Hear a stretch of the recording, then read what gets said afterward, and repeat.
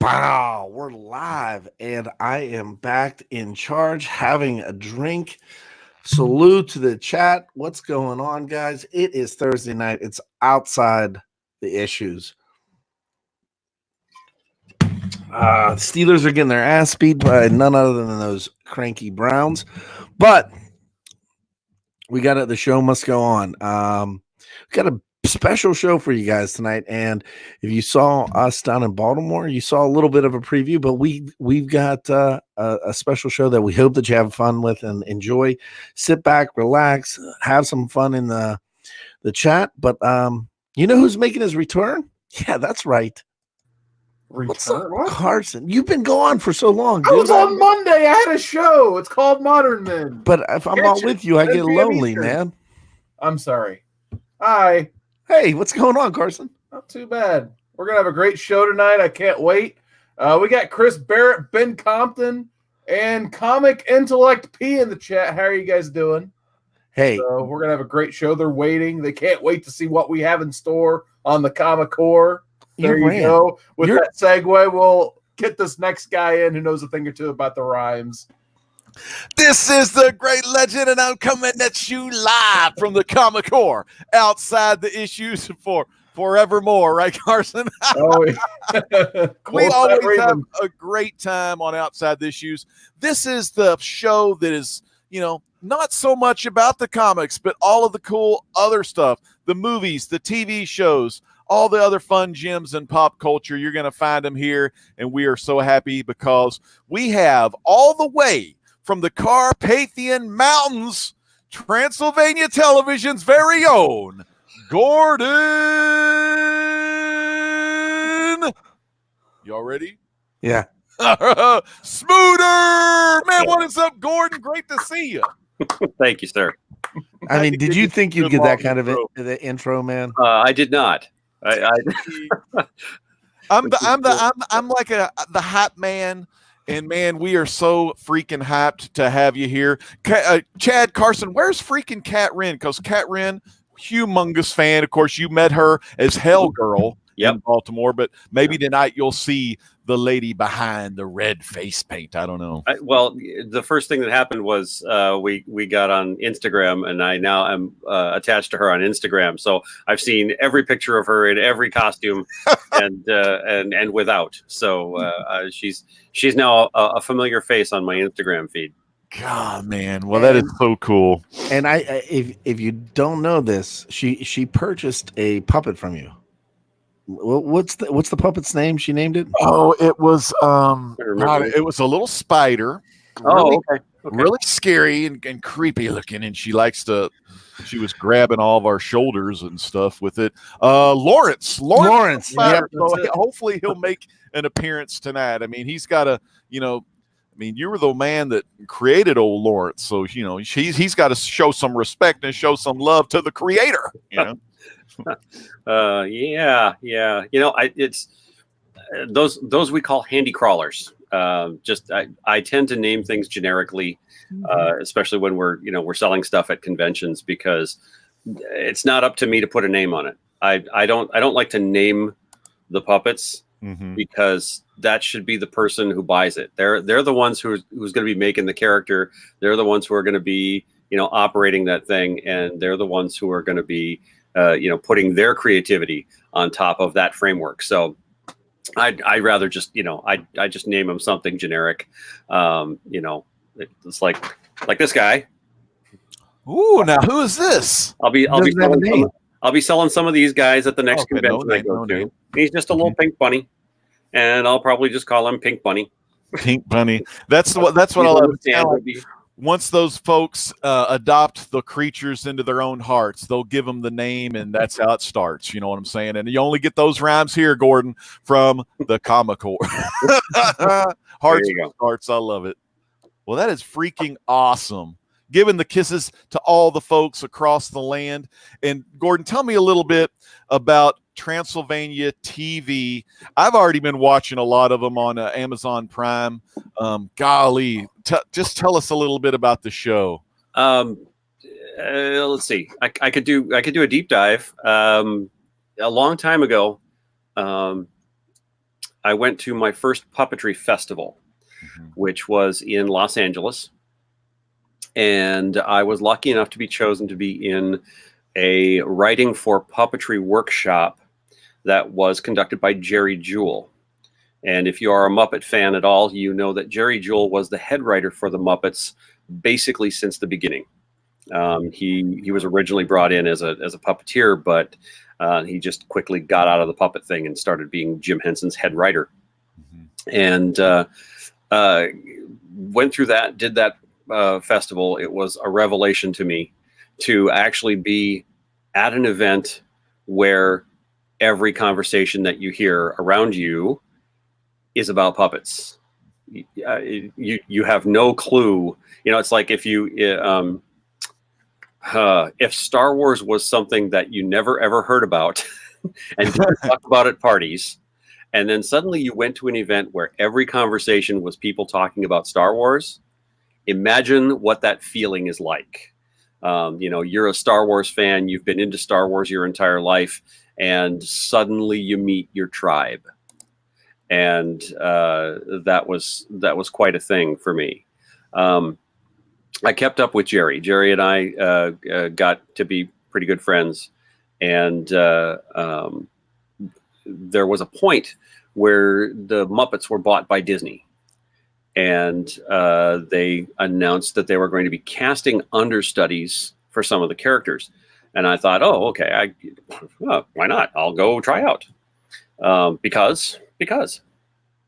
And I told Jerry that I was planning on doing that. And he told me that, you know, you don't want to do that. You don't really want to do that. And I didn't want to hear that advice. You know, who wants to hear that? He basically said, you know, the Muppets aren't the crazy gang of hippies that you used to watch on the Mike Douglas show. You know, it's a corporate thing now. And so I didn't believe him. I didn't want to believe him. I went to Los Angeles and I went to the auditions. As part of the cattle call, I flushed out in the first round because nobody in the cattle call went through. And so that was rather disappointing. Unfortunately, 2 days after that, Jerry passed away. And his words to me at that point became very important. And one thing that he told me was, you're far better off doing your own thing. And the realization hit me. You're never, ever, no one is ever going to walk up to you on the street and say, by God, you look like a great puppeteer. Why don't I give you a job with the Muppets? It ain't going to happen.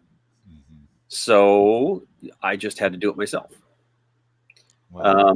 I happened to be hanging with a couple of guys who were independent film guys. We had just gotten done doing, Michael had just finished directing a movie called Planet Fall. My wife and I had made a bunch of props and things for him, little blinky boxes and stuff for people to hang on their belts and costumes and things. And he was at the house one day and he saw the nascent couple of puppets that I had laying around.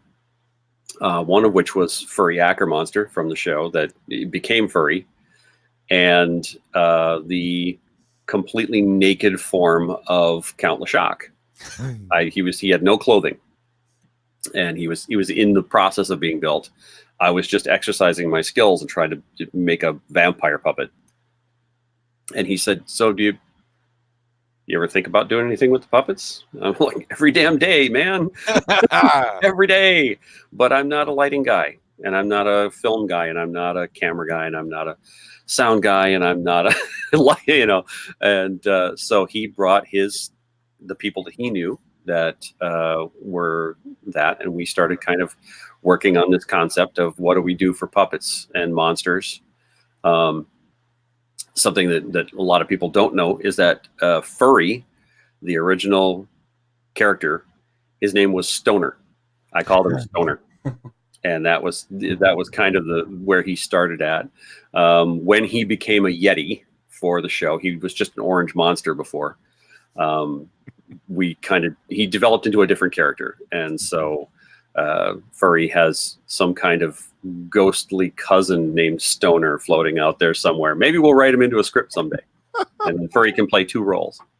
One thing I love about Furry J. Ackermonster is the first episode, I got the little joke. It was really quick, some of the real quick wit humor in there. And so you really got to like listen. I also have a little trouble hearing, so I'll have the subtitles on as well. But they said something about albino Yeti.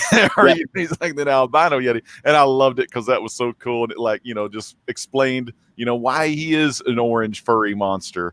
And your portrayal of that character is so dang cool because, like, it's kind of hard even like talking to you right now. Because I'm talking to him. You know what I mean? Because that. Would you like me to do the voice? I can do the voice for you. I love it. You are the voice. How you doing? Furry. I'm doing great, Furry, man. Awesome. Yeah.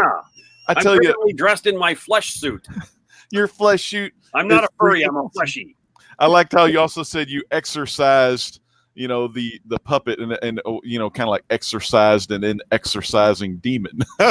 You exorcised it, and now you are flowing through Gordon today. So Furry, we're glad to have you here.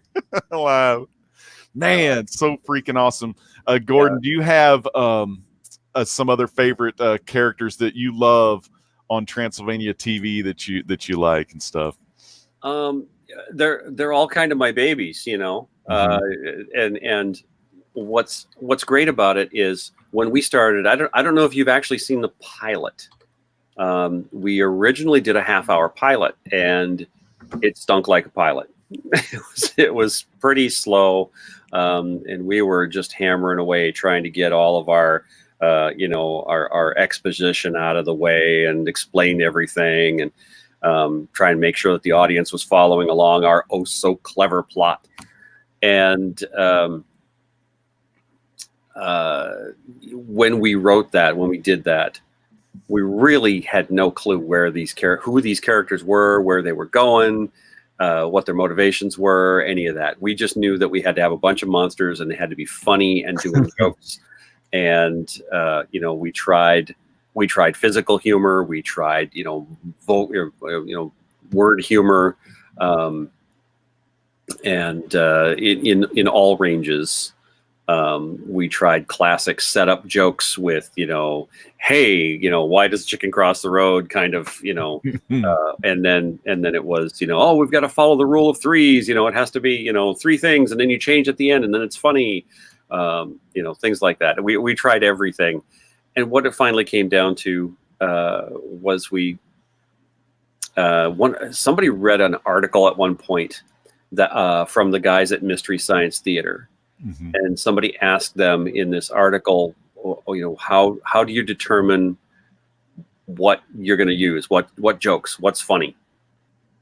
And it was either Trace or Joel who said, we just do the jokes that we think are funny, and the right people will get them. Mm-hmm. And that's something. It's like Seth MacFarlane. That's how I live all my jokes. Good on you. My jokes are awful. Yeah, but the thing is like it's like any collection.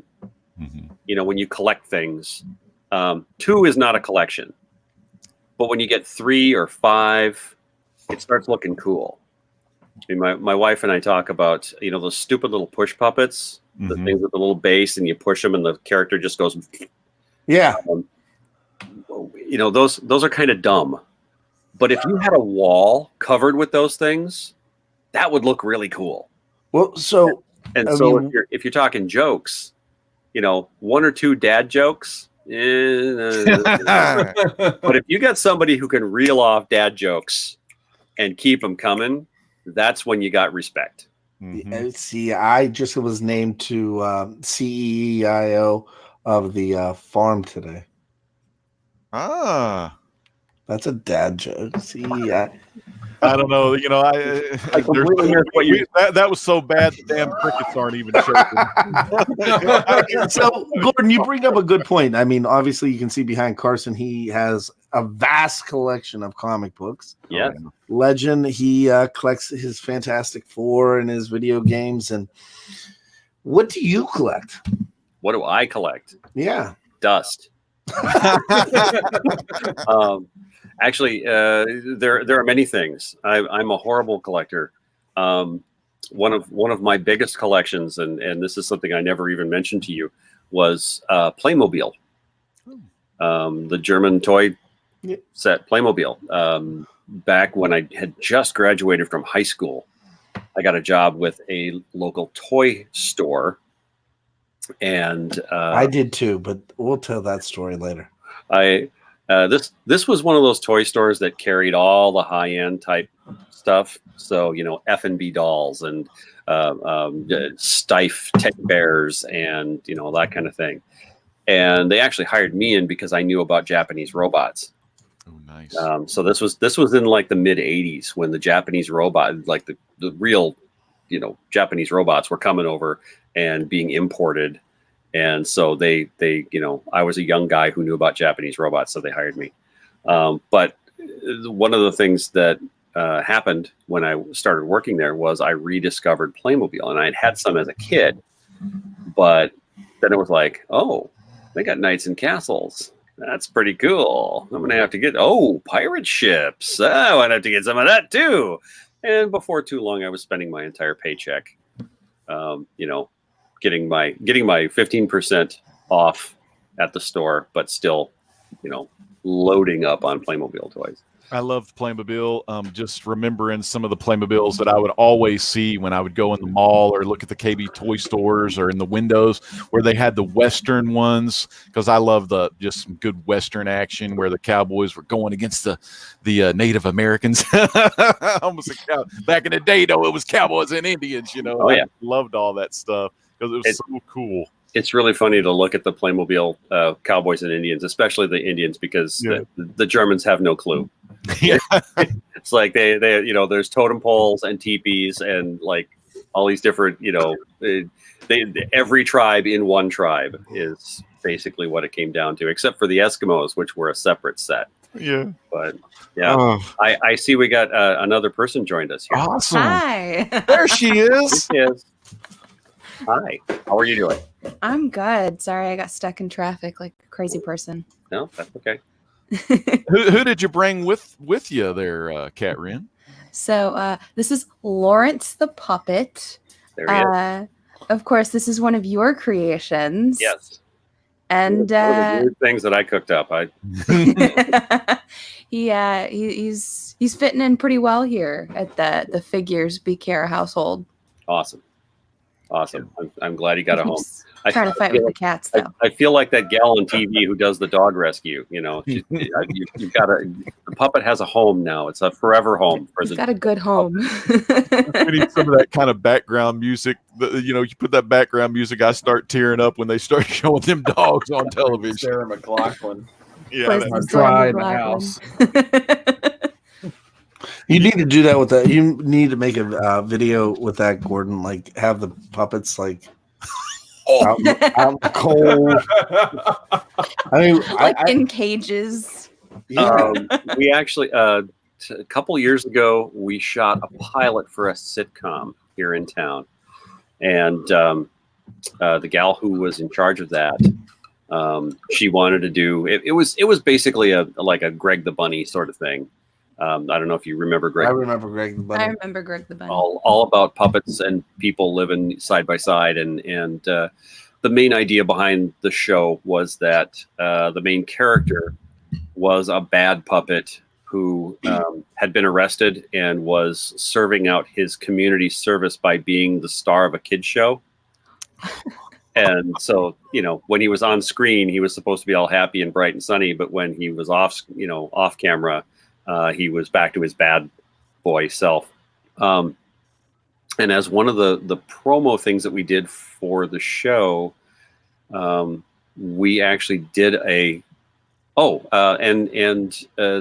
of the stars of the show was what's her name? The gal who does. She's on the ponies. She's on Tara Strong. Tara Strong. There we go. That's her name. She's a Met her in voiceover Baltimore. person. She's awesome. But Yeah, she was one of the human actors on the show. And then they did a song, some kind of rescue the puppets, the poor puppets living in the alley, kind of a song.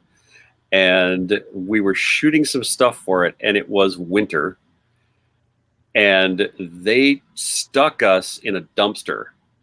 So there was 4 puppeteers in one of those big, behind the restaurant type dumpsters with our puppets up over our heads, and we're trying to keep out of camera. And we're actually inside the dumpster. Now, to their credit, they actually found one that was cardboard only. But it could have been a nasty, nasty dumpster that they put us in. A bad situation. I've got a question for you. I mean, puppets have been coming back recently, and what was it? Happy Time Murders. Happy Time Murders. Yep. So, and where do you see Transylvania television going next? And then also, where did you get the inspiration behind the horror aspect of it? Let's start with Happy Time Murders. Okay. Happy Time Murders was a movie. It was an interesting film. A lot of good puppetry gone on in there. That was Brian Henson. That was Brian Henson. Yeah. Brian Henson. And that was something that Brian had been working on. Yeah, my wife and I stopped going to San Diego Comic-Con probably about 10 years ago. Okay. And when we had stopped going, Brian was still flogging the idea of doing Happy Time Murders. He was on it for 4 years, and then it just took a long, long time to get off the ground. And then finally they got Melissa McCarthy attached to it. And but the plot itself was essentially Roger Rabbit meets Greg the Bunny. I can see that. Yeah. The detective has a brother who's murdered, and instead of a cartoon doing the murder, it's puppets doing the murders, and then there's the human partner, and I don't know, and then Greg the Bunny, where it's puppets living next to human beings, and they're all nasty, and they're so it was a kind of a mishmash of those two concepts. There was a couple scenes in there, man, that were extremely cringeworthy. Yeah. But I mean, you've obviously seen Meet the Feebles, right? Yeah. So that's the bar. That's the pinnacle right there. If you want gross puppets, the Meet the Feebles was it. You want to destroy your childhood, Meet the Feebles. But no, I mean, I like definitely an adult film. I love the fact that they are leaning more towards the adult humor, and that's why I wanted to ask you, how did you come up with your concept, and where do you see it going? Let's see. Transylvania Television started the nugget of the idea came from those two puppets, Furry and Count Le Shoc. We were like, okay, we got to get something going. And what do I have on hand? Literally, was this orange monster and a vampire puppet that needed to be finished.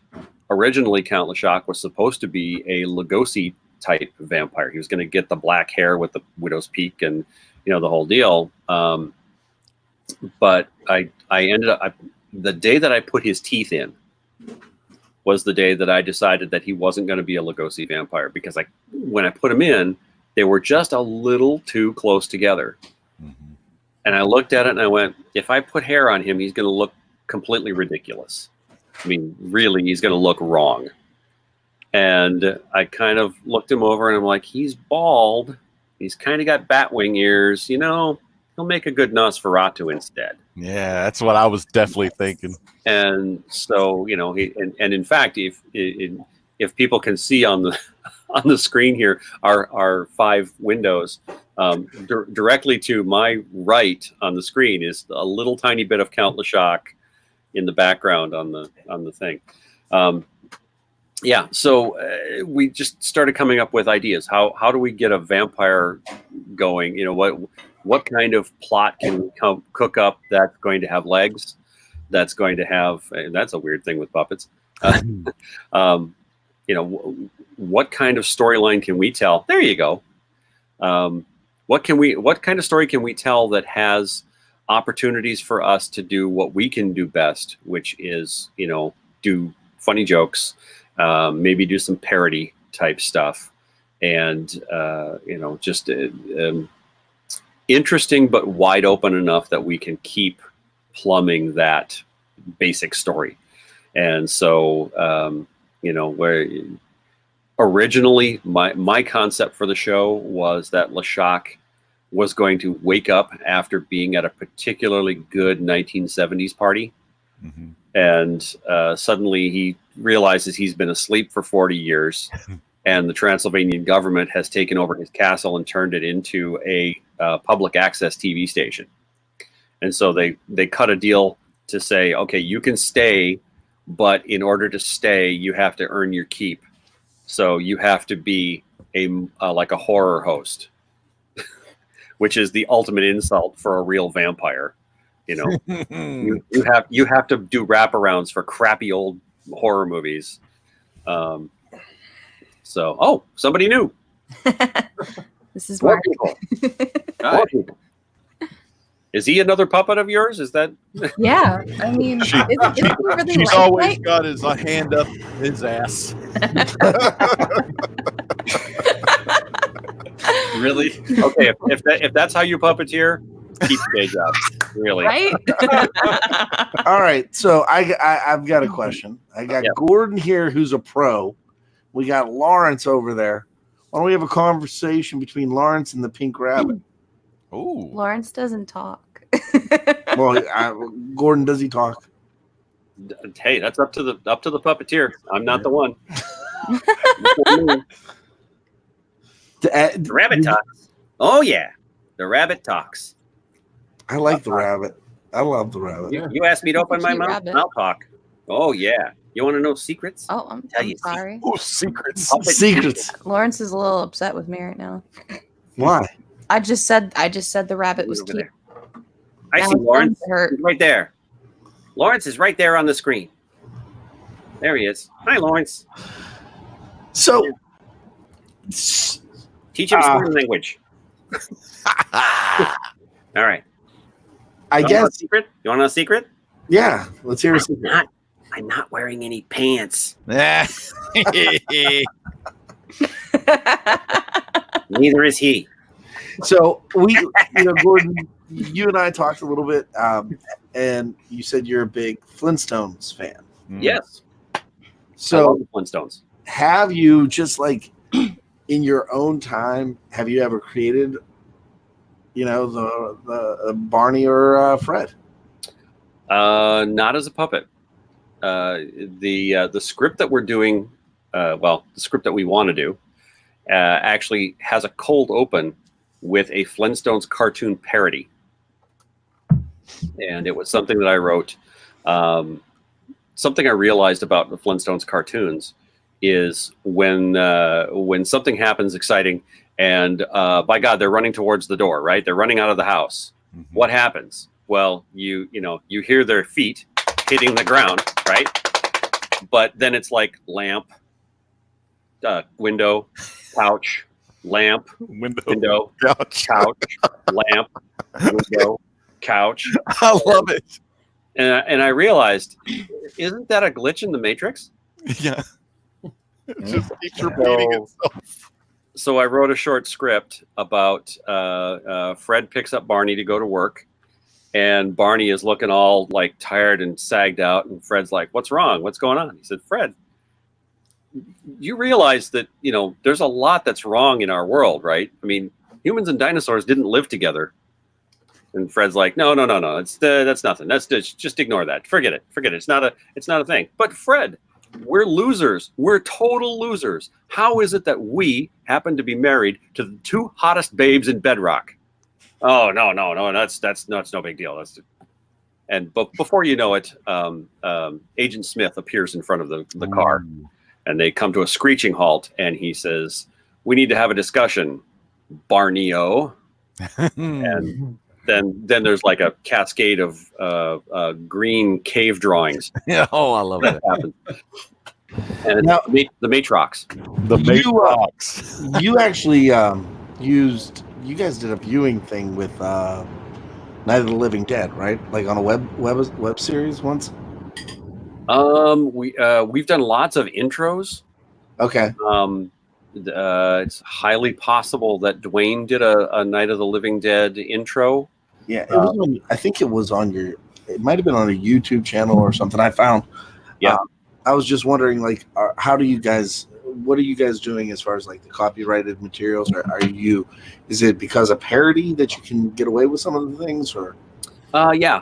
We did a Twilight Zone parody. I was going to mention that one. I loved it in one of our episodes, and it was the thing about Twilight Zone is that music, the theme song. So Michael, who is the director, he's also a co-producer, who's also a performer of Dwayne Frankenstein. He also does most of our incidental music, and he actually managed to come up with something that sounds kind of like the theme, but isn't the theme. And at one point we got a cease and desist about it, and we're like, no, we own that. Mm-hmm. Yeah. Michael wrote that, and we own that piece of music. It sounds an awful lot like Twilight Zone, but it's not. So, there's a lot of things like that, but parody is protected by law. That's why you have Spaceballs and all of the things that it refers to in Spaceballs. George Lucas wasn't happy about that movie, but he was forced to admit parody is protected by law. And then there are a bunch of different fair use type things. So if you are doing a scholarly work and reviewing something or talking about the material, you're covered. It's mostly about, are you using someone else's intellectual property to make money for yourself? And that's really not what we're doing. We're covered by parody. We try really hard to stay away. I mean, we do. There are scenes in the show where at one point a furry is being strangled by a tentacle that's come out of the monitor, and he does a Star Wars joke. He does a shoot it where anywhere. And Batfink looks at him and says, "Really? You're doing a Star Wars joke, right? You're dying. You're getting strangled, and you're doing a Star Wars joke." So that was fun, and that kind of thing. It's always covered. It's always covered as parody or what's the other term? I can't remember. One of my favorite things, Gordon, is when I watch Transylvania television, is just all of the cool pop culture references to not only stuff I'm into, because I love the old school stuff, 1965 Monsters, 1966 Dark Shadows, the Star Trek stuff, all of that kind of stuff. And man, it is so cool. And it's just neat to, nudge the wife or whatever when we're in bed watching it and say, hey, see, got him there. And then, the ones, especially with you mentioned the Twilight Zone parody, that was so freaking cool, because every line, whether it be something like, well, the guy in the Indiana shirt with the little earbuds, maybe he's just looking into the dang monitor into the Twilight Zone. And it just kind of kept going. And then you had all the rods there, and they were like, where's the camera? I just love that stuff, and it just brings back memories of me as a little kid watching a lot of that. So I've watched a lot of it, second run, third run on reruns and everything. But man, it's just so cool to bring that back into my life through, your eyes of the Transylvania television with, of course, Furry and Dwayne and the old Count guy. Man, it's just awesome. There's pretty much everything that we have in the show is some kind of reference. The Count Le Shoc.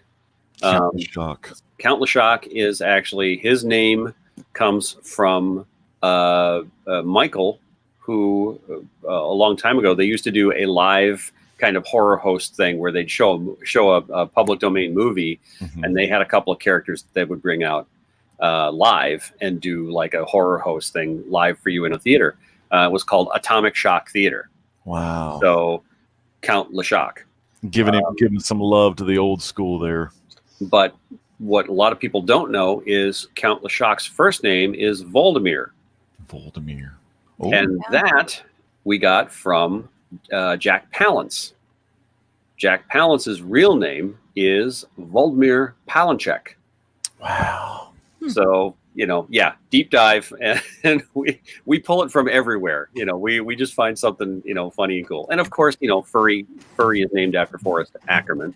Mm-hmm. And Batfink is a takeoff on Ratfink from the 60s, the weird kind of bulgy-eyed rat character.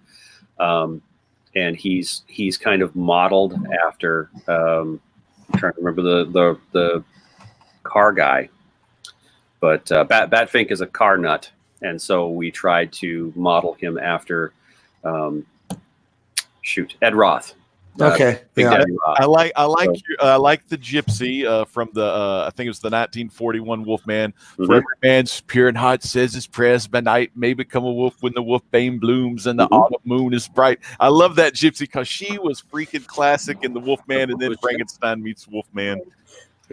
Maria Ola something or rather, but Olenskaya, something like that. some name like that, but classic, so freaking awesome. I mean, originally that character we needed a gypsy. We wanted a gypsy character, and I had a puppet just laying around, and I handed it off to this gal that I know who does doll clothing. And I said, I need you to dress her up in gypsy clothes. Get her looking like a gypsy. And she said, oh, you mean like the one in the Wolfman movie? And I said, yes, exactly like the one in the Wolfman movie. And that's what she did. She pretty much did a dead nuts on copy of the costume from the Wolfman. And so that just kept on going. Mm-hmm. So I wanna hand it off to Kat, because unfortunately she was slinging sandwiches around before we started. I know she had a host of questions, and this time she's not read. Hi. All right. So I have a whole laundry list of things. Some of it's already been touched on. One of my favorite scenes in the show that I don't think anyone's mentioned yet is actually where we have our Frankenstein type character go into a bar and he gets carded. Yes. And I love the fact that you thought that he needed a card for every single limb. And one of them has a fake ID. Yes. Because he's just a little too young. And he's told to get out of there. He's like, you sons of multiple bitches. Yeah. When that was written, the sons of multiple bitches line wasn't actually in the script. We do our process for making the episodes.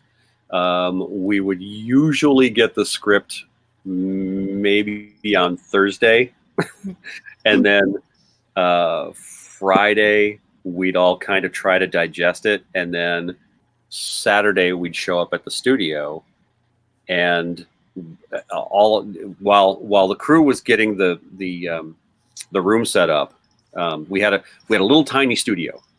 Our studio was maybe 25 by 35, and everything was in that studio space. So when we would go in on the weekend, literally the doors would open up and we would just start folding stuff out into the hallway. And all the equipment and the puppets and everything, they put it on tables out in the hall. We would eat in the hallway. We would rehearse in the hallway. And whenever we weren't being used in a scene, we would have to hang out in the hallway so that we weren't taking up space inside this little tiny room. And we had all of the sets were elevated and hanging on the walls around. So one side we had a green screen. The back wall we had just a long stretch of castle wall. Then there was a door in the corner.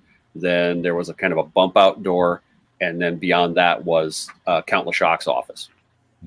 And so we'd get the scripts and we'd come in and we'd start working. And the puppeteers would sit down and we'd read through the script. And everybody, I mean, the puppeteers knew more about their characters than the script writers.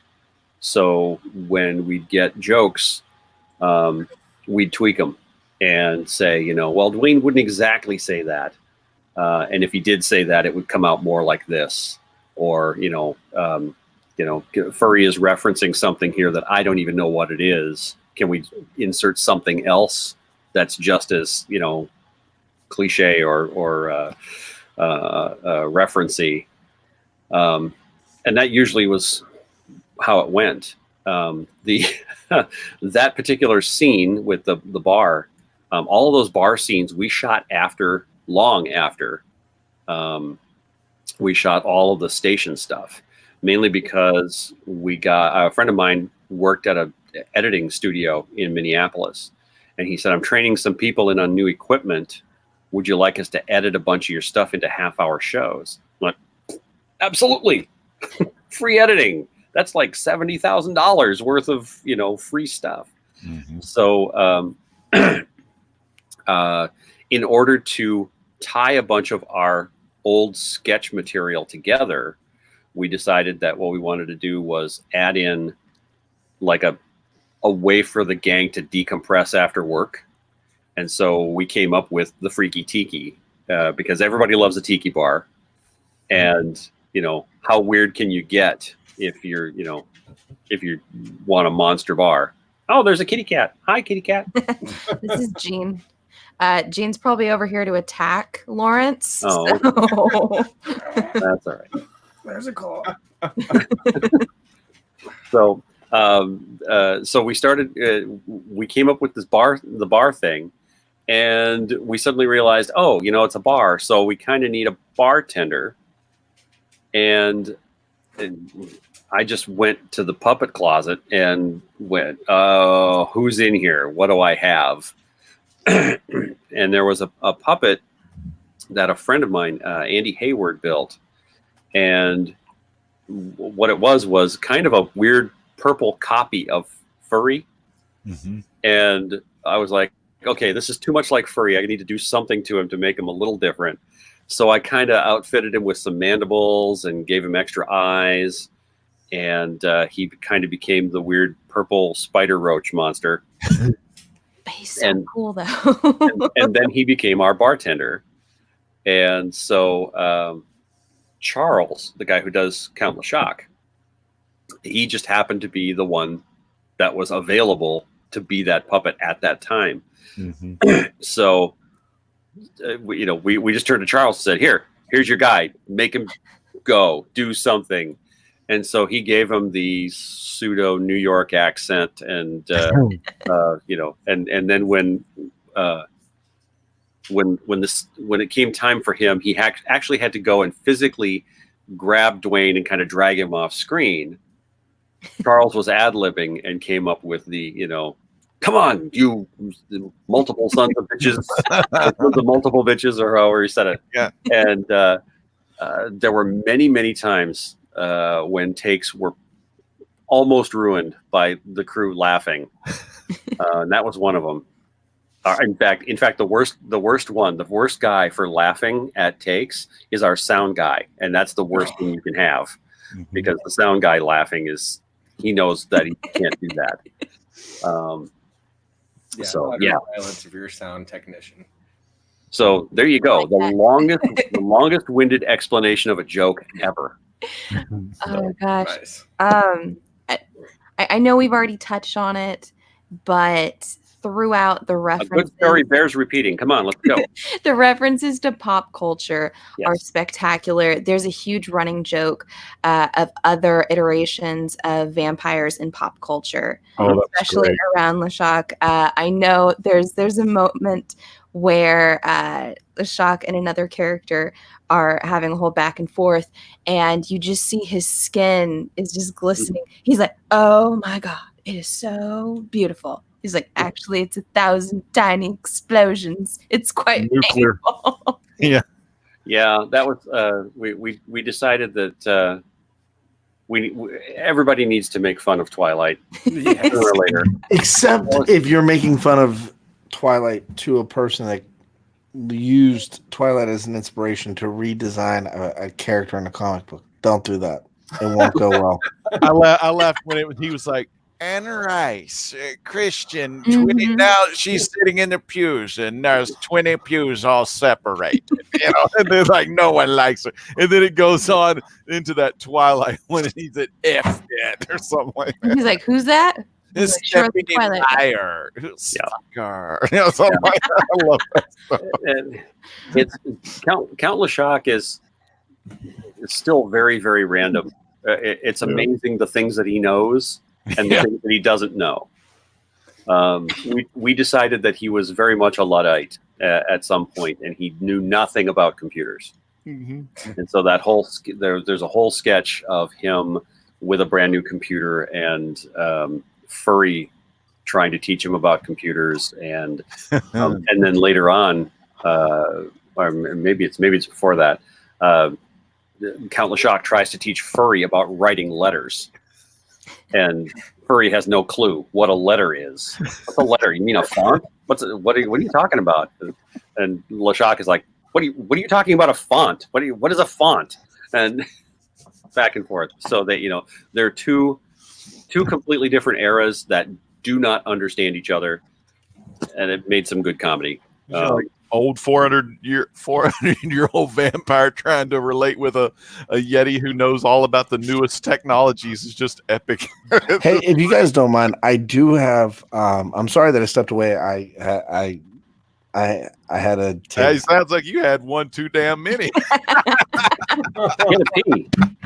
So I do need to make a quick announcement if anybody's watching when that tomorrow night we are going to make another announcement, but it's regarding the Dragon Heart boxes. Is that what we call them? That's right. The Dragon Heart boxes. Yeah.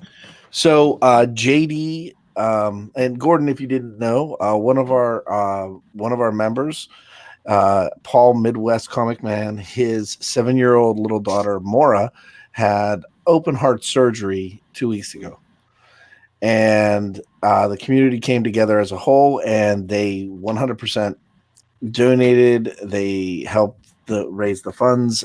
We did an auction. There was a ton of good things going on, but out of this, another member out of the community, whose name is TJ the Slab Dragon, has donated some comic books for mystery boxes, and tomorrow the boxes are going live. We're going to announce it again, but there is a very, very special live show that will be happening on Saturday, showing the boxes being put together. So if you can, stay tuned, make sure you watch and sub that up. Just wanted to make the announcement, because if I didn't, I'll forget about it. Now, hold on a second. I have someone who might want to say something about that. Okay. Yes. Hold on. Let's see here. Somewhere hiding. No, is this? Somewhere hiding here. Since we're on the subject. I'm the dragon. I'm the dragon. Thank you very much. I'm the dragon. Yes. Kind of looks like the dragon. You all got to do the Dragon Heart box. They're going to be open. You got to go do that. Make sure you donate. This is a perfect commercial right now. So now I have a question that's not regarding a donation. Okay. So not a donation. I know I spoke to you about doing possibly some. We've always wanted to do our show, all of us. And Mark, that would mean you'd have to have your own box. Okay, that's fine. Mark. just put him in like a cardboard box. No, like an actual box on the screen. But we want to do a show one time with puppets representing us. And where do you know anywhere we could possibly get puppets like that? Walmart.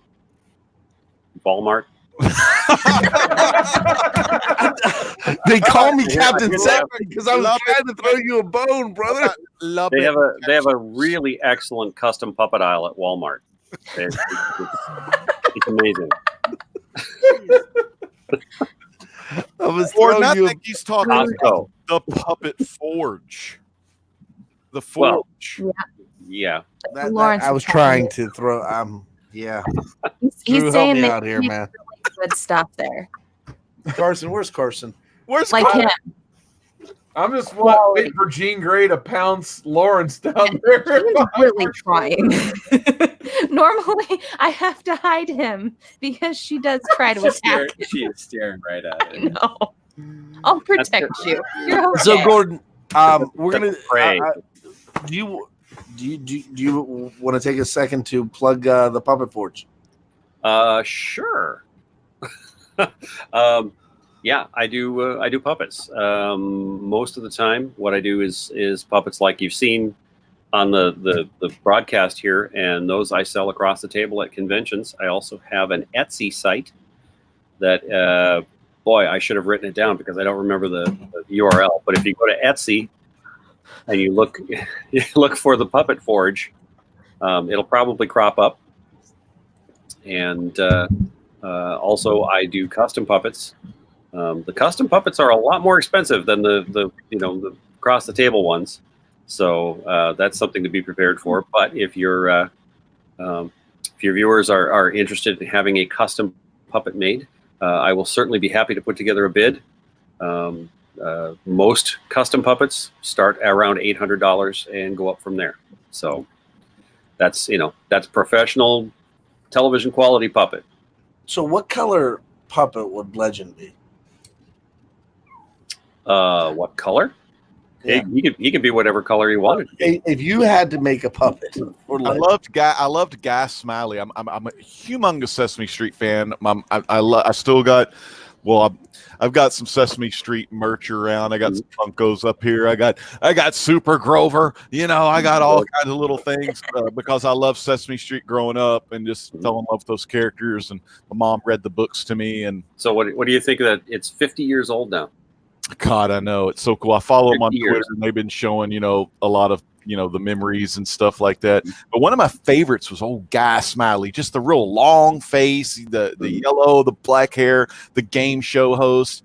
God, I love that guy. I wish they'd make him in a Funko, but I got a little Sesame Street beans. They're like these little beanie babies. Mm-hmm. My mom started me on these, I guess, back when I was in my young 20s, and shoot, I had to have them all. So I did. I bought them all. They were a cereal toy.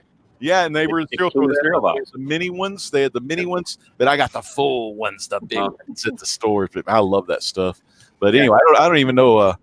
Yeah. It's like Gordon says, people. You are the designer. You get the man the info, and he'll get you the bid, and he'll make what you need, and it's gonna be awesome. Yeah, I have a really good customer out of Texas. Mm-hmm. Keeps ordering puppets from me. Nice. And what he does is he gives me the weirdest things to build. Most of them are like out of movies. Mm-hmm. He'll say, I want this character out of a movie. But then he'll throw me a curveball and say it needs to be done in pink or something. So far for him, I've done. Let's see. The first one I did for him was the Queen Alien. Ooh. So the Xenomorph Alien Queen, and that was quite an adventure because that thing is weird looking. But he always wants them with kind of a Muppety sort of feel to them. So they always end up cuter than they should. The next one I made for him was Norman Bates's mother. Ooh. The corpse in a rocking chair. And that was a puppet, the weird kind of puppet. Immediately after that was a Tauntaun. I made Luke's Tauntaun for him. That was a full body puppet. She was probably about 3.5 feet long when it was done. Let's see. After that was Spooky from Casper Comics. The guy with the little black bowler and the black bulbous nose. Mm-hmm. Basically looks like Casper, only with a black bulbous nose. Yeah. Let's see. And then and the one right after that was Kira from Xanadu, Olivia Newton-John as a puppet. And then the last one I did for him just before I actually went to Baltimore to the Comic-Con was the weird spider head creature from John Carpenter's The Thing. Ooh. As a puppet. So, and he just has a movie room and he keeps them displayed there. And so I have a patron. It's really cool.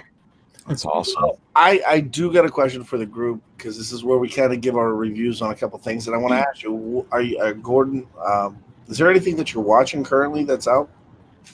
Any of the new shows? We just started watching American Gods, which, is kind of, we're late to the party. Yeah, Alan Moore. Neil Gaiman. Neil Gaiman. Neil Gaiman. Now, if you really want to get into something weird, I'm going to say you need to watch that Watchmen on HBO. Carson, what are your thoughts, man? Saw the first episode. Yeah, it's definitely out there so far. It's with most HBO series. I feel like it's a slow burn. Hopefully, by the end of the season, we'll kind of get some of the answers we've been looking for. But it's probably just going to be more questions. But so far, I'm enjoying the tone of the series. They're definitely the gloves are off. They're just kind of doing whatever they want to tell a good and intriguing story. So far, it's enjoyable. But I have a lot of questions. We're going to do a season review, Carson and I, and John's Comics with Kids on The Watchmen when the season wraps up or right before the season finale because it's an awesome show. Anybody that harvests babies out of a lake by candlelight, and then burns them, cool. I feel like Ozymandias is stuck in a David Lynch movie when everyone else is in a halfway normal show. Yeah, it is super odd. Now, there he is. There's Guy Smiley for us. Did you do that, Legend? Yeah, that's got no. I didn't do that. That had to be Drew. Maybe Drew did that. Yeah, I loved Guy Smiley, man. I was on another tab. I didn't see, but yeah, that's Guy, man. Classic red tie, the blue blazer. I'm bringing it back in. It was me, Austin. It was me. It was Guy Smiley up there all along. Son of a bitch. Hey, I'm happy you got on here, Drew, because we're going to talk real quick about some of our shows. We're going to dive deeper a little bit tomorrow night. But you watch anything good this week? Oh, yeah. I watched this little thing called The Mandalorian. Oh, my It might be the best dude. Star Wars thing that Star Wars ever Star Wars. I know. Oh, God, it's so good. And at midnight tonight, What is that? What Star what? Star Wars. Star Wars. What is that? But I don't know.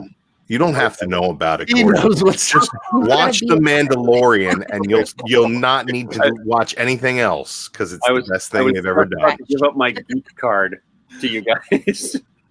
You could have been a Trekkie, and that would have been acceptable. It would have been acceptable. I'm everything. But I will tell you this. It was the closest thing to the outlaw Josie Wells. It was the closest thing to the good, the bad, the ugly. They even had the doo-doo-doo from the the song. The Ennio Morricone. Yes. Some of that action. When the Mandalorian walks into the bar and he's standing there in the doorway, you can actually hear that sound. And I'm going to tell you what, in less than 30 minutes, I cannot wait to watch episode 2. I mean, it drops at midnight. It's going to be amazing. Well, hopefully that episode 2 is better than the one they did with Hayden Christensen and Natalie Portman. Oh, gone too soon. But then we also get tomorrow, and there's going to be a special T-shirt on TeePublic dropping tonight, and it's called "If You Kill Crypto, We Riot." Yes, we do. Titans. Okay. That's the Titan show off the DC universe. Yep. That's the universe. This Now, I'm not familiar. I honestly admit I do not know what this one is. So. It's an adaptation of the Teen Titans into Greg Berlanti's CW kind of style television show that he's done for DC. It's on their DC Universe app, and it's really well done in the second season. Kind of had some rough patches in the first season, but it's a little bit of a higher budget, and it's a little bit more mature than the CW shows, but it's really good stuff. So who's producing this? Why aren't they calling me for Transylvania Television? My question to you is, why aren't you throwing? You should be hitting up Disney and putting. They do have a Baby Yoda in it now. Yeah. Spoiler alert. Spoilers, Chad. Spoiler, I wouldn't sign. You sign something. The whole with world Disney, watched that show. Sign your life away. I wouldn't sign nothing with old Disney.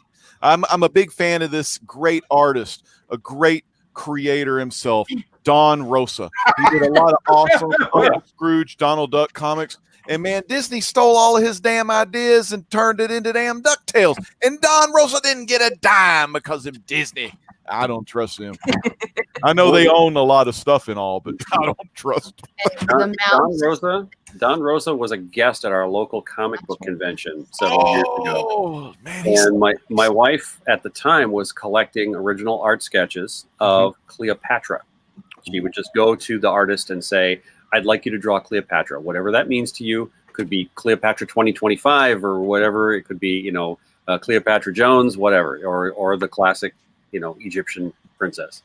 And she asked him to do it, and he drew Daisy Duck as Cleopatra, and it was just glorious.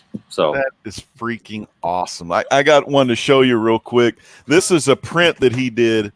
And I know you've got to be a fan of the old Adam West, Burt Ward, Batman and Robin, but he did that one, and that's a print he signed for me.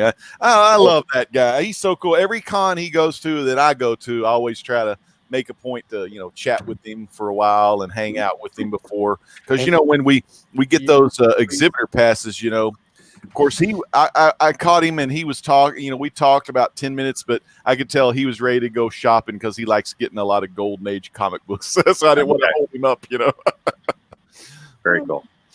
Yeah. So what's next?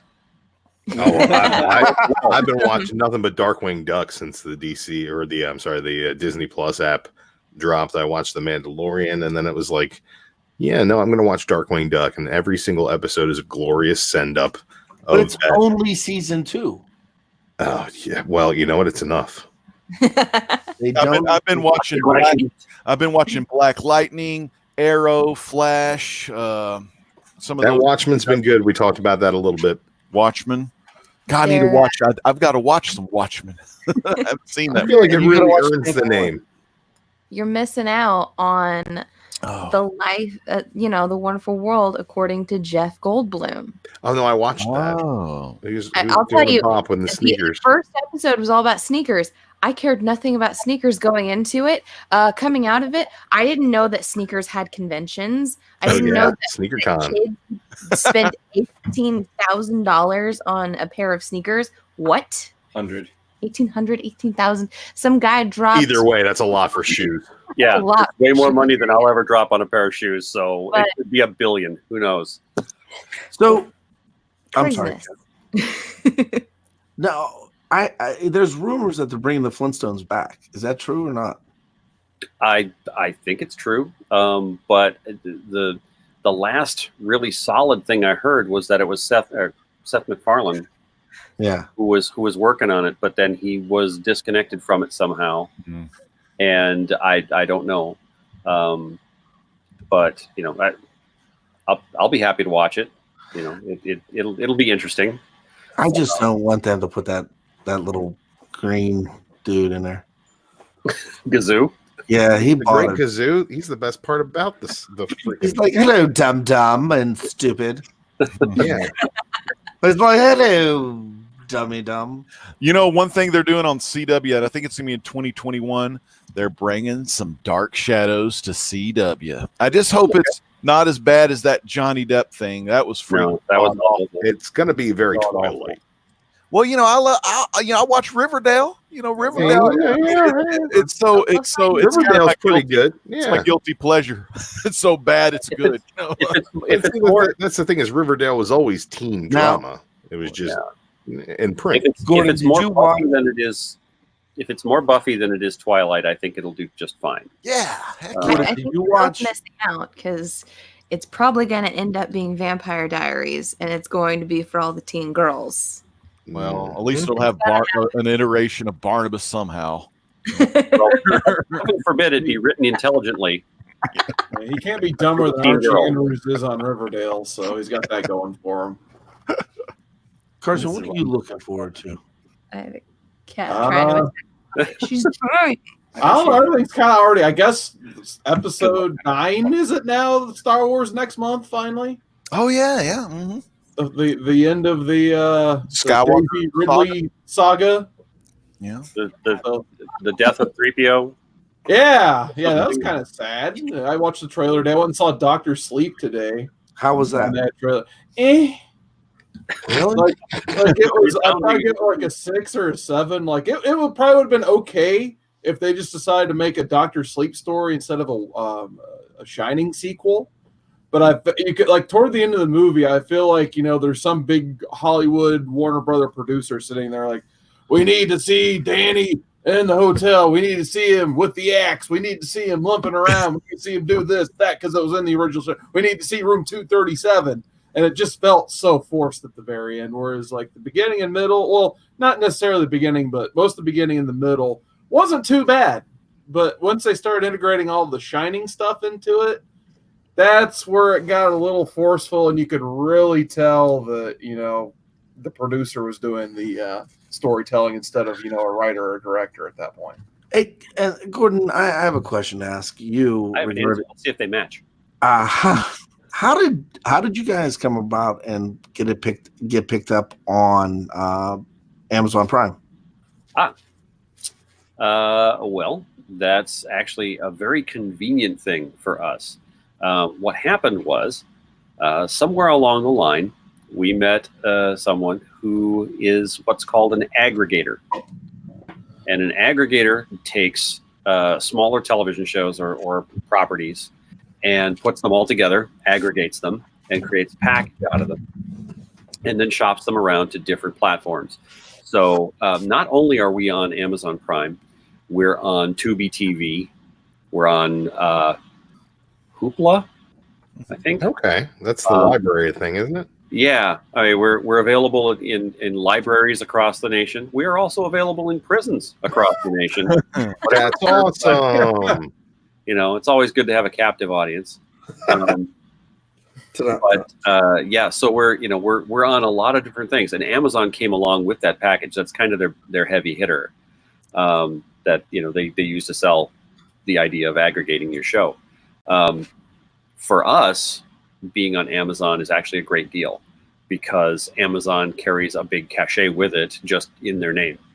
When you walk into someplace and you say, yeah, we make a show, the people that you're talking to automatically go, oh, it's something online and I don't care because it's probably bad. And that's a fair assumption until you say, we're on Amazon Prime. And they go, oh, you're legit. Mm-hmm. And so that's a great thing. We work really, really hard to make the show legit. And the fact that we rely on being able to say we're on Amazon Prime, okay, I'll take it. It's worthwhile to see people suddenly respond and go, oh, and that maybe they will watch it, as opposed to, yeah, I'll check that out, and then they never even look it up or anything. Mm-hmm. But we are also on another streaming platform called Seeka.tv, SEEKA.tv. They were trying to be kind of a combination of Facebook and YouTube. They're taking longer to get their business plan moving than what they had intended, but they may get there someday. But we're still up there. If people don't have Amazon and they want to watch us for free, they can download it there. We have if you want to do a show on the Comic Core, we can find it there. He's like, nah. I'm just saying, a whole day. We could do Like, it you with get- like 6 puppets in windows, and they'd be talking about comics and things and movies and giving reviews. And Yes. Could. You could be Yeah. talking And it would quickly go off the rails. Yeah. drunk puppets. That- Puppets. Drunk puppets. Every there's a tiki bar All everywhere. puppets are drunk puppets. You have drunk puppeteers. So, any like behind the scenes stories, anything that has happened that like, let's say an embarrassing puppet moment. Not necessarily for Transylvania television, but I used to do special effects. I worked in special effects for 25 years. Oh, awesome! What are some of the properties? There was this movie called Mallrats, Oh, no shit. and I actually designed and built the Batman grappling gun for Kevin. Okay, Oh wow. That is awesome. that's You like have Super quick story. A buddy of mine was doing the stunt coordination on that film, and they were filming here in Minnesota. And he came running in one day into the shop and said, "There's this prop in the script, and we don't have it. Do you happen to have a Batman gun?" And I'm like, "Yeah, sure. I got one right here up my butt." So I said, "How much money do you have, and what can you give me to start from?" And he said, "Well, they got $500, and here's a paintball gun." And it was one of those crappy paintball guns that has the little cylinder, the air cylinder that you screw into the handle, CO2, yeah. and it never seals quite properly, so you're always losing air, and like you get 3 shots out of it. So that's what we had to work with. I slapped it up on the grease board, drew around it, gave it an outline, and then like kind of sketched in a cowling, and kind of made it look like the Batman grappler gun.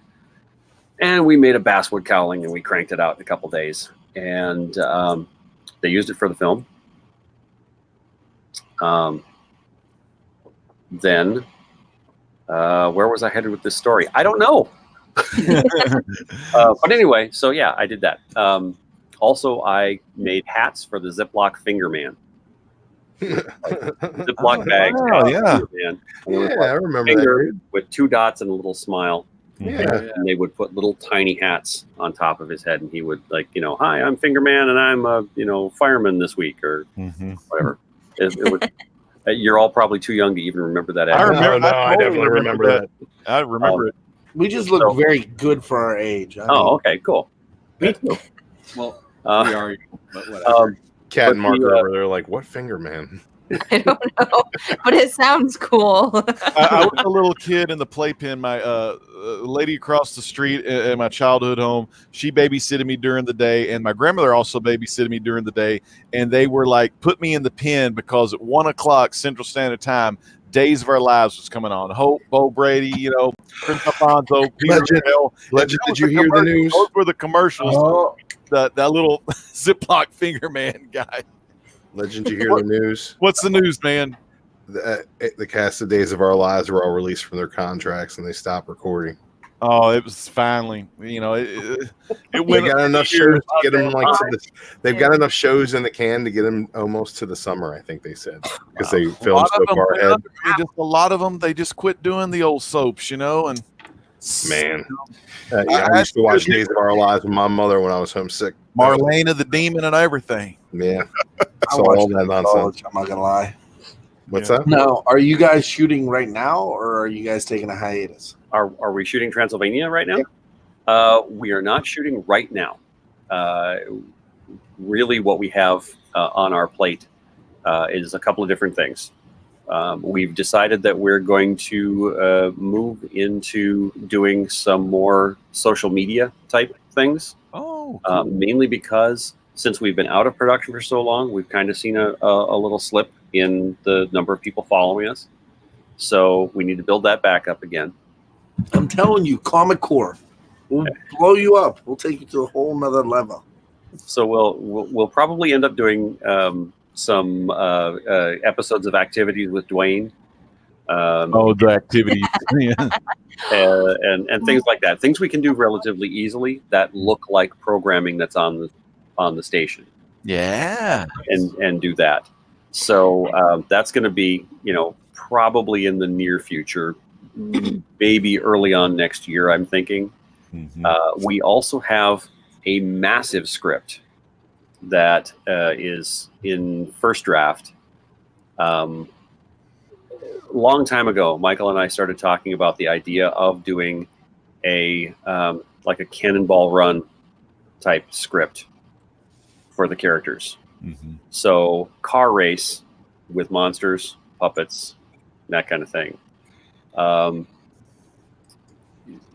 Michael finally started writing, and that was cool. Originally, it was going to be an hour or a 2-hour movie script. And eventually he handed me off 3 scripts of 80-some pages apiece, which, if you know anything about script formatting, it's usually a page a minute when you're shooting. So 3 scripts at 80-some minutes apiece. That's a trilogy. Yeah. So it's actually, we're now looking at it as like some kind of massive story arc that we are going to need to pull down some pretty serious crowdfunding in order to make happen. We have absolutely no idea how we're going to do puppets in cars, because cars cost a lot of money. We may be doing it as a special effect. It might be, the guys with puppets in a cockpit with rear screen projection, like in an 80s TV show, or something like that. Because it's not like we're fooling anybody, right? You can drive by a lot of lamps, just the repetitive lamps. Yeah, right. There's nothing like spending vampire fly by you hooking them up to a drone. There's nothing like spending $1 million on your special effects budgets for your backgrounds when your characters are. Listen, if you give Mark $50, he'll figure it out. I could try. I got an idea for you. That's if he doesn't eat the $50 first. Remote control cars. Yes, we talked about remote control cars. I actually saw. You can actually put Batfink in one. There's some guy. Yeah. Well, at one point in the script, Batfink actually goes kind of hulks out because we wanted him to more closely resemble the Ratfink character from the drawings, the hot rod drawing. Piece. And so at some point there's a magical spell that gets put on his car. But there's a lot more than just cars. You're saying like a Cannibal Run, but that sounds more like with the monsters. I mean, with the monsters, it sounds more like the Hanna-Barbera Wacky Races. The Wacky Races. Yeah, it's motley. It's a lot of different things. It's Munster Go Home. It's Wacky Races. It's Cannonball Run. It's Gumball Rally. You name it. We're pulling from liberally from every one of those. What was the dog that you said? Muttley. The one of Dick Dastardly and the Dastardly and Muttley. Yeah. Was suffering succotash. Exit. No. Nope. That's Snagglepuss, bud. Snagglepuss. Somebody exit stage right or stage left. Yeah. No, Muttley was the one who was that dog, laughy dog. Which for some reason there are like 3 incarnations of that character in different cartoons. There's that one, and then there's the one where he's a detective. Saturday morning stuff that. Yeah, you're all too young to remember. Sorry. We grew up on that. I grew up on that. Then it got. I got a lot of I got a lot of reruns. I don't think we were born yet. So. No, you weren't, Mark. I had first generation Boomerang, which was definitely, it was like you got 18 years of Saturday morning cartoons jammed in your head within like 3 months. So. Well, first generation Boomerang. Oh my God! Watched a lot of stuff. Gordon, real quick, humongous fan of the original, like 1968. Was it 68? God, I can't remember, but I think it was 68. Planet of the Apes, and then the 4 sequels that produced. Of course, Tim Burton screwed us again on that Mark Wahlberg Planet of the Apes. That was complete trash. And then these later 3 Planet of the Apes. But when they were doing all those Planet of the Japes and you damn dirty jape, oh my God, I lost it there too. I mean, because I love the Roddy McDowell as Cornelius and Kim Hunter. I still want to do a straight up parody of that somehow. Yeah, with your own. Yeah, man, that would be epic. A Frankenstein Device parody of that. I still want to do a Frankenstein Device parody of the 60s Batman. Oh, yeah. I actually have a script for one of those. But there's tons and tons of programs. I want to do a parody of The Greatest American Hero somehow. Believe it or not. That was one of my favorites. It's funny because I watch it now. I've got it on DVD and I watch it now and I'm like, I was a teenager. Yeah. Yeah. You gotta bring Alf back, man. They gotta bring Alf back. Yes. Willie. Oh, there you go. There it is. Alf was a big one for me too. I enjoyed that because Alf actually came along when there were no puppets on TV. Yeah. No, and I think he came out like what was it? Harry Meets the Hendersons? Yeah. That same kind of thing, with the fish out of water, suddenly an alien shows up or a Bigfoot shows up and wreaks havoc with a family. Now, my favorite of all time, I shared this with you. Small Wonder. No, it was Emmett Otter's Jug Band Christmas. Yes. And at the end, there's a motorcycle gang that rides through town. Mm-hmm. Right? My favorite part about it is on the back of the bear is the main biker, right? And he talks like this, but he has a fish that just would jump out of the bowl and spit on people. Yep. Yep. And if you have the DVD of that, I don't. I only have the VHS tape. If you manage to get the DVD of that, which is tough because they only released it once, and the finding a copy like on eBay is kind of a pain in the butt and really expensive. But they have a lot of kind of outtakes and stuff. I'm trying to remember who it was who was doing the fish, and they were talking about how they almost drowned in that stupid tank. Really? Yeah, it was. It was all set up so that they could have their arm through the thing, but they had to. They were puppeteering through water, and then something went wrong, and tank started to leak or something. I don't know. Do you remember when they used to do? They would like Sesame Street comes to town and stuff like that. You mean like Sesame Street Live? Yeah. Yeah. So my mom and dad took me to one, and my mom tells a story all the time that I was legitimately upset because the story was Big Bird was trying to introduce Snuffleupagus and nobody believed him, right? But he would be like off in the corner and nobody would pay attention. And I was like, my mom said, like, I lost my shit. I was like, there he is. He's right there. There he is. He's right. And then he had that. Ooh, is that flocked? Yes, it is. Damn right, it's flocked. I only get the best from my Sesame Street collection. Is that flocked too? So hell yeah. So here's a little bit of Sesame Street Live knowledge for you. Sesame Street Live, when you saw it, was being produced by a company called V Corp, VEE Corporation. They're based in Minnesota. They're a Minneapolis company, and they work very tightly with the Henson Company and the Sesame Street people to make sure that all the characters were within character style standards and that kind of thing. And one of the things that happens when something like that is in your town is you get to know those people.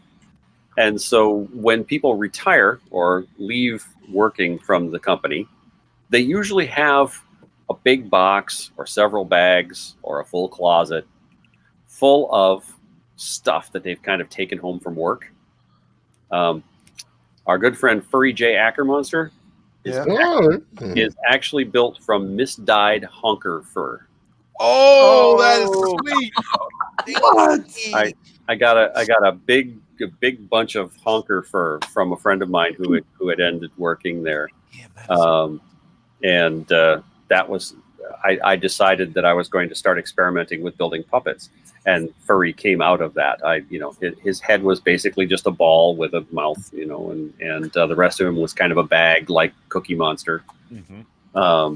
But that fur was fur that was dyed the wrong color, and was originally supposed to be a honker from Sesame Street. Mm-hmm. So there you have it. Secrets of Transylvania television. Just give out a shout out. We had Simple Man in the chat. We also had AKA Mr. Bolo, and Chris Barrett was in the chat tonight. Chris Barrett has this. He said they can't bring Alf back. He would eat Jean Grey and Midnighter. Yeah, those are the two kitty cats of Cat Ren over there. Delicacies on Melmac. There. He's good. I'll give him that. He's fair. He's fighting. So Are you eating Gogurt? Yeah, I am. Okay. yeah, it's Checking. Sour Patch Kids yogurt. That sounds disgusting. Enjoy it. Is it actually Gogurt? Yeah, it's actually Gogurt. Gogurt brand? Okay. A little thing you don't know is Mark was kept in a box for the first 15 years of his life. No. You get that right. I was under a rock. Yeah. So Little does he know, he's going to be kept in a box for the last 15 years of his life, too. Yeah. Foreshadowing. I like hey, that. and a quick shout out to Basic Cat Ren because she's drinking out of a metal straw again. I care about the environment, Chad. I care. Lawrence and I care about the environment. Okay, Well, Boomer. if you really cared about the environment, you wouldn't be cutting loose your fishing nets, would you? That's true. She's the only person here who gets the joke. He's got you. Anywho, so I know we've kind of gone a little off subject from this, but one joke that I completely forgot about, just to ask about, which I would be so mad at myself for not knowing how this came about. So I need to ask you, Yippee Buckets. Yippee buckets. Okay. I need And to you ask. do it in the voice. Have you watched the Halloween special? Yes. Okay. You know that they're in a boat in the Halloween special. Mhm. Furry and Batfink are in a boat. Did you happen to notice the name of the boat?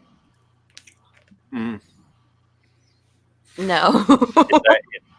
It's actually written on the back end of the boat, and you see it at least once in the sequence. The boat is called the Yippee Bucket, and that came from, of course, the joke that particular sketch. Oddly enough, that sketch was written by Michael Eagle, my co-producer. He doesn't normally write that kind of comedy. So when he wrote that, and I'm pretty sure he put it out to everybody. He's like writing. I need word for boobs. Give me different words for boobs. And The etymology of fun bags is always Yeah. kind of a smart joke. That's what that is. And so I'm trying to remember how we came up with Yippee Buckets, but it was it was a lightning strike moment. It was one of those things where literally the characters are doing exactly what we did in the writing room when they came up with that. We all went Yippee Buckets, and so it worked out. There's a lot to be said for getting in a room with just crazies and writing down what's said, because that's the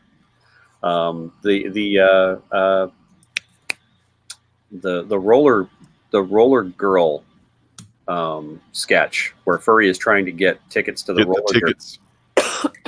that happened in the writers' room, where we were just like, okay, what happens at the station, and I kept trying to get people to write things that were funny about running a TV station, and there really isn't much. So a lot of the comedy happens in between duties, You know, it's like Furry has to be running the board. Well, what happens when he's on his lunch break? Well, he's listening to the radio and he hears a thing about, you know, the Kilodanza roller derby, you know, and really, really needs to get those tickets because that's what we all do at work. Work is boring and stupid. And really, you know, it's the same damn thing every day. So there's nothing to really comment about unless you're dealing with the public, and then it's a whole different story. But, you know, the idea that you're going to be able to take a break and then you have something you're going to do on the break, whether you're working on your hobby or you're doing, you know, looking for tickets on the radio or what have you, your life is going to intrude on your work. And that's the kind of things that we started pulling because that's the interesting stuff. We did a couple of sketches where it was like, oh, we're having an all-station meeting. And we managed to find a little bit of humor in that, but it wasn't anything like the fun stuff in between. You know, life is in the gutters, not on the panels. I like the monster, you know, the monster truck advertisements and the ejaculatron, monster. Yeah, I love that stuff. Yep, well, that was a great episode. That was the strangely enough, that sketch was written by the Gilman brothers. Oh, so we always teased them about the Gilman joke. Gilman, yeah. Well, hey, we've been on for about an hour and a half. Gordon, I want to thank you so much. If you want to give a shout out and a plug, and we'll do our closing statements here. Yeah. Well, everybody, if you're watching now, I invite you kindly to tune into Transylvania Television. We're on Amazon Prime. We're on Sika.tv. And I hope you enjoy what you see. And if you don't, push it on your friends. And all their links are in the description and list below. Thank you, Gordon. Legend, got anything? Well, tomorrow night, you know, we're going to be off the rails on Comic Core, 9 Central, 10 Eastern. So make sure you come out and have fun with us and enjoy the week. And we'll talk about all the cool stuff we have a guest going on. That's right. Tomorrow night's guest is who? JLS. Oh, that's right. Yeah, Jesse. JLS. Jesse. You've seen him on his show. You know, he's the host of the JLS Comic Conversation, which I haven't seen lately, but he needs to hopefully bring that back. But he's been killing it on all those awesome G.I. Joe retro videos about some of the cool G.I. Joe characters that we all grew up with in the old 80s. And that's going to be a great time. So make sure y'all stay tuned for that. How about you, Drew Manchu, baby? What do you got going on? Oh, man, I just released a review on the channel. That is for X-Men #2. This is a great issue. I enjoyed it. Check out the video. Pardon me. You get my voice back there. We're also doing a giveaway of this 14.5-inch Incredible Hulk from Marvel Legends. I got a inbox version around here somewhere. Throw these rules up for you guys. You can comment on any Comic Core video posted between those two dates and include the hashtag Comic Core Smash. Come back and watch the replay. Leave it here. Leave it on the review that I did. Leave it on Golden Guys from this week. Leave it on the greatest comic show ever. There are tons of videos coming out from the Comic Core all month long. Leave a comment on there, Comic Core Smash, and you can win that Hulk. In addition, I just did a great new show on the S&B network with our friend Jason Cantu, Comics Misexplained. So go over there and check that out. In regards to the Hulk, I'd like to do something because Drew helps us out a ton with the reviews, and I am putting together the first ever true Comic Core box to go with the Hulk. And sweet. And this week we're gonna have every show that I'm on, I'm gonna put a couple things in the box. So because we were on the show tonight, we are putting in the Joker Killer Smile. There's not a hole in that. That's just Chad's green screen. And then also this book, Undiscovered Country, which has been picked up for a series order from somebody somewhere. And tomorrow we're going to have a couple other prizes. And in 3 weeks, because Drew is launching a new show on Comic Core, we are going to have a special guest, none other than an owner of a spinner rack.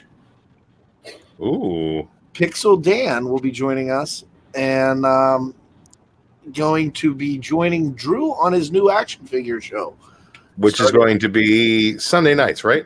Yep. Should we decide on that? Okay. It's going to be Sunday nights at 11 o'clock Eastern. So I get home from work late, so we'll be doing it. So congratulations and welcome to Pixel Dan to the Comic Core. So, hell yeah, can't wait. That's all I got for Drew. I got some stuff for Carson too. What? Go on, Carson. What do you got going on? Oh, not much. We'll be back on Monday nights at 10 p.m. with Modern Men. So join me. You got Comic Man Andy and JB from Discovery Bay Comics, and this week we'll be reviewing Civil War. So it won the drawing this week of what we'll be reading, and then we'll come up with a topic before now and next Monday, and that's what we'll cover. So that'll be a lot of fun. So that's the next time you'll see me. I'll pop in at the end of that show and throw it off the rails. Yeah, can't wait. And how about you, Cat Rin? Carson KR will be up. Well, hey, hold up, Carson. I gotta give him his new show coming on. It's gonna be another show. I'm already on show. Thing. Wrestling show. It's gonna be like, I think what once a month, right?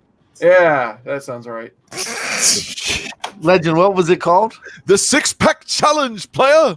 And Mr. AKA Potsy, baby, Rob Potsy, and the author of Junior High Horror. He's going to be hooking us up. He's going to be there, and we're also going to be having Mr. Bolo. Man, you know y'all don't want to miss that show, so check all the damn links down below. We got to get this shit on the move on. Karen, what you got going on? Well, Mark and Lawrence have a show.